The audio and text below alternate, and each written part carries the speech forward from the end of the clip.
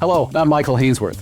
Going into an election year, the federal Liberals, not to be outdone by Ontario's Conservatives, announced a $250 rebate to working Canadians is on the way, and a 2-month GST holiday on dozens of items from children's clothing to beer. This is Bill Robson and Don Drummond. Drummond is an adjunct professor at the School of Policy Studies at Queen's University and a fellow in residence at the Institute. Robson is its president and CEO. In a joint commentary in the Globe and Mail, the pair compare the plan to fiscal junk food and argue it's a feel-good move that undermines our fiscal and economic health. They join us now. Thank you for joining us. Pleasure, Michael. Too bad it's not a more cheerful topic, but we'll do what we can. Well, Bill, you're right that taxes are a necessary evil, but the best taxes raise the most revenue with the least harm. How is a 2-month break on a consumption tax, arguably a tax on top of already taxed income, anything but good news for Canadian households making less than $150,000? Well, a lot of people seem to like the idea, and I think possibly that's the right place to start. Is just the kind of feel-good aspect of this. I feel very much, Don and I didn't use this metaphor in the Globe and Mail, and I don't know that he'll approve of it, but I feel like governments are thinking of us as though we're rats in a cage that are being trained to push a lever to get a reward. It's a very kind of low-grade way of thinking about fiscal policy. You said it already, you want the taxes that are funding the programs you need to have broad bases and low rates, because that's the way that they're going to discourage work and saving and investment and people's purchasing decisions the least for the dollar that you raise. And the other thing that I'll just raise, because it's so pertinent to this GST holiday, is you want them to be consistent in their application. I think when you go to what the federal government did with the exclusion of heating oil from the carbon tax, it did two things. First, it distorted incentives. I mean, why would we want people using heating oil instead of natural gas or some other thing to heat their houses? It poked a big hole in the base. So for a given amount of revenue, if that's how you're thinking about the carbon tax raising revenue, the prices can be higher on everything else. But also, right away, looking ahead, it caused people to say, hey, maybe this thing actually isn't going to be around next year, or isn't going to go to the rates that the government says it's going to be, because now they're changing it in this arbitrary way. And so to the extent you're looking at the tax to kind of guide people's behavior in an economically sensible direction, give people a bit of a sense that public policy is stable and is based on logic, a move like this temporary break in the GST just tells everybody, hey, it's all up for grabs. Next year they could do something totally different. They could change the rate on children's clothing or on potato chips or on beer or whatever it is, right? So it creates that additional uncertainty about where taxes are going. And the last thing I'll say, because I know Don is just busting to get in, the psychology now from the retailers who quite reasonably are saying, hey, this is going to cost money. This is going to be hard to do. And we're having calls for the government to give them a subsidy. Like, this is just no way to run fiscal policy. And we deserve better. And if Canadians, if we vote for it, we're not going to get better. So I hope this trip doesn't work. Well, I think the thing I like the least about it is the manipulative nature of it. Having been in the building of Finance Canada for 23 years, I can well imagine myself sitting in my office and trying to come up with a list. And my first question is, why am I even coming up with a list? Who am I as a finance official or a politician to tell people what they should get a tax cut on and what they shouldn't get a tax cut? And how in the world did you come up with this list? It reminds me of the comedy scene a few years ago when, for reasonable reasons, they decided to remove the third country tariff on hockey equipment. Clearly, the people who made up the list had never played hockey in their life, because they kept missing out items, and they came back a second time and said, well, we got the obvious ones like the sticks and the skates, but we who knew that they wear helmets? And then they came back, well, yeah, actually, in fact, they wear shoulder pads. It just shows they're not in a position to do this. And then you look at the result of it, as you emphasize, how the world did alcohol get on this list? Who in the world decided that was going to be a right idea? But why children's toys and not something else? Or we said the carbon tax, why if you're heating with oil, you get a break, but if you're natural gas or electricity, you don't. It's just the arbitraries. There shouldn't be interfering in people's lives. Just set the tax system and let people make their own decisions that best serve their interests. When I read the commentary in the Globe and Mail, Don, the junk food analogy has your name written all over it. Well, coming back to the original concept, of course, going back in the late 1980s and the beginning of the 1990s, the original idea for the GST was it was going to apply on everything. And if you want to protect people on the hit of their budget, you do it through the credit system. And of course, that battle got lost right away on the basic groceries. So that already made it a partial base, but not too bad. You talk about your comedy scenes. You will not believe the number of hours were spent at the Department of Finance over 6 muffins. Is six muffins of basic groceries or 6 muffins to be taxed? We spent hours and hours and hours over that. And of course, it applies to all kinds of other things, prepared meals. And it just shows you when you make these special treatments, you just end up. And of course, I go back even further than that because I had to clean up the tail end of what we used to have as the manufacturer sales tax. And what did that in was the progressive layering of exemptions and special treatments. And a piece of legislation that one time had a comprehensive base just started getting to be thousands of pages long with special treatment. And then it ultimately just imploded. It became unusable. And I worry that's the direction we're heading with these special gimmicks. And of course, the bottom line is they don't do any good for anybody. What is a 2-month relief? Or what if we get the second part of the legislation? What is this small check? And also, too, you think about who in the world decided it was a good idea to give it to people up to $150,000 of income? So a family conceivably could have $300,000 of annual income and be getting this check. What madness came up with that kind of design? So it's a bad idea in principle, but the design of it is just horrendous. Can I just jump in quickly? I've not been on the sausage making factory floor as Don has been, but the best legislation is well thought out in advance. You go to the officials for their advice. In Canada, we often have long consultation periods, and that's how you get good legislation written without making a lot of mistakes. When decisions like this are made on the fly by kind of the campaigners in the Prime Minister's office or the Premier's office, because it's not only the feds that are into this game, what they think about is what kind of announcement is going to sound good, what's going to look good on X. And so the fact that you're going to have silly discrepancies in the list, stuff that doesn't belong on it, or Don made the point already. It's kind of baked into this way of making policy. So the junk food side of it, the junk food is of low quality for a couple of reasons. Partly because it's designed to be addictive. And also in this case where they're just kind of responding or dealing with this kind of impulsive behavior, it's not well designed. It's not good stuff in the first place. It's just impossible to make good policy under these conditions. You're right that the GST holiday will change what people will buy and when. I don't see myself making any changes to my holiday shopping list or my grocery list for that matter. So help me understand how it will change what people will buy and when. Well, let's suppose that you were going to buy a child's toy that costs $300. Then the tax would be a significant element. You're going to buy it anyhow. I think if you were thinking about buying it in March, you would be incentivized to buy it earlier than that. But it doesn't change anything, right? You were going to buy it one way or another, whether you buy it in January or you buy it in March, and the scheme of life doesn't really make any difference. I mean, they came up with the ex post rationale that January is a slow month for retailers, so we're trying to help. But I mean, that's a lifestyle pattern. That's not something you need to alter. It's the serial nature of these kind of moves that's really troubling. And I'll throw back one of our pet peeves is, we could debate the merits of increasing the inclusion rate at capital gains, but that's not even the most troubling. They came up with the announcement and made it effective over a period of just weeks that people had to make a decision and act. And why?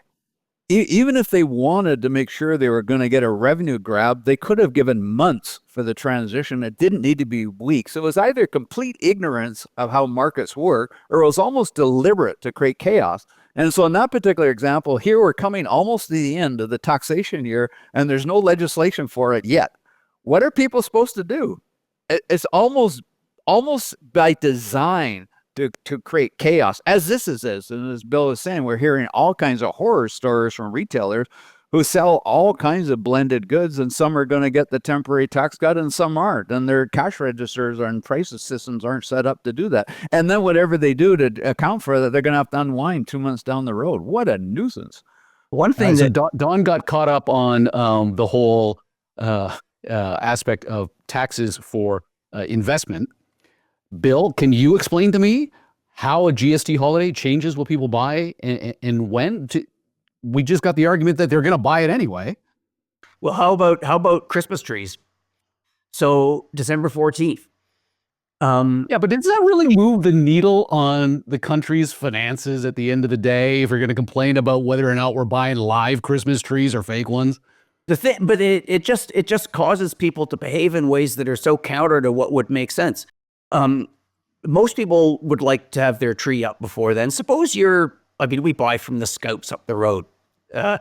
So now they are going to be wondering, as we get into December and they're stocking their trees, well, maybe sales are slow because are a whole bunch of people going to come charging in on December 14th to get their GST free tree? And a lot of organizations like that, just staying with that example, this is not a sophisticated retail operation. This is people paying cash. When the CRA comes to audit, was that tree actually sold on the 14th or the 15th, or was it sold on the 13th and you gave somebody a GST break they weren't entitled to?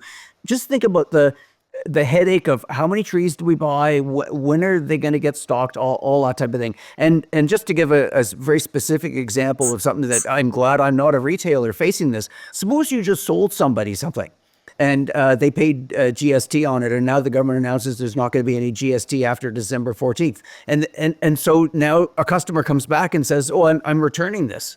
And they're going to, come back on December 14th to buy it without GST. Like, that is the sorts of things I'm talking about. These things are hassle. These things are waste. You multiply them across everybody in the country who's affected in one small way or another. You add it all up. There's a big cost to this in terms of the government's revenue. There's another big cost to it that'll never get measured of just all the hassle and inconvenience and outright waste that goes along with something temporary like this. So, Michael, I think, let's just look at some very tangible evidence of how people do respond to very, very minor incentives. How often have you seen huge lineups at gas pumps when it's 10 cents a liter off? It makes no sense whatsoever. If the people stop we make for a fun second, of those people. Come on. we do. People do it all the time. When Toronto temporarily put a very, very small charge on plastic grocery bags, the grocery bags almost disappeared overnight. It made no difference to the people's budgets. So they do that. So in case of bills, he now is after going to do a very fine calculation that he's not going to want to buy it before December 14th, but by December 16th, the trees might be gone. Why are we taxing him with this process? He's got better things to do. Everybody's got better things to do. The government should not be interfering in people's lives like this. And we shouldn't fall for it. Let's come back to Bill's point about the cost. The commentary points out that the cost of the GST holiday and the $250 rebate checks, if that also gets greenlit, are the equivalent of 2 months of military spending. Yeah. For the general public, tired of $500 hammers, that's not exactly a compelling argument against the holiday. Well, the point that, as Don and I were thinking about how to come at this, Don was quite heavy on the big challenges that are facing the country. And many of them do require resources, which the current federal government isn't providing. I mean, what's happening as they borrow and run the debt up is that more and more of our future tax dollars are getting pre-committed to interest payments. And it's very irritating to see a government that is so unconcerned about the bottom line and about the fiscal impact of what they're doing. The point of making the comparison with defense seemed topical, partly just because Canada's got a bit of a wake-up call now that Trump is the president-elect, that a lot of things that we've taken for granted might not be as reliable as we thought. And one of the things that's clearly at issue is that we need to get our defense budget up to 2% of GDP so that we can at least say we're meeting our NATO commitment. Now, the Prime Minister not long ago said there was no way we were going to do that. Well, we're certainly not going to do it if the money that we could be spending on defense is getting spent on stuff like this. I could multiply the examples.